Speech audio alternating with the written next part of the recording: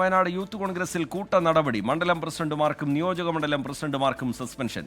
സംഘടനാ രംഗത്ത് നിർജീവം എന്നാരോപിച്ചുകൊണ്ടാണ് നടപടി. 2 മണ്ഡലം പ്രസിഡന്റുമാരെയും 14 നിയോജക മണ്ഡലം ഭാരവാഹികളെയും ഒരുമിച്ച് സസ്പെൻഡ് ചെയ്തിരിക്കുകയാണ്. യൂത്ത് കോൺഗ്രസിന്റെ സംസ്ഥാന ജനറൽ സെക്രട്ടറി ആയിട്ടുള്ള ജോമോൻ ജോസ് പുറത്തിറക്കിയ ഒരു കുറിപ്പാണ് നമുക്ക് ലഭിച്ചിരിക്കുന്നത്. ആ കുറിപ്പിൽ കൃത്യമായ രീതിയിൽ തന്നെ 2 മണ്ഡലം പ്രസിഡന്റുമാർക്കും ഒപ്പം തന്നെ 14 നിയോജക മണ്ഡലം ഭാരവാഹികൾക്കുമാണ് സസ്പെൻഷൻ നടപടി നേരിടേണ്ടി വന്നിട്ടുള്ളത്. മണ്ഡലം പ്രസിഡന്റുമാർ അഞ്ചുകുന്ന് മണ്ഡലം പ്രസിഡന്റ് ആയിട്ടുള്ള സുഹൈൽ പി കെ, തൃശ്ശിലേരി മണ്ഡലം പ്രസിഡന്റ് ആയിട്ടുള്ള ഹുസൈൻ ബാവലി എന്നിവരെയാണ് മണ്ഡലം പ്രസിഡന്റുമാർ.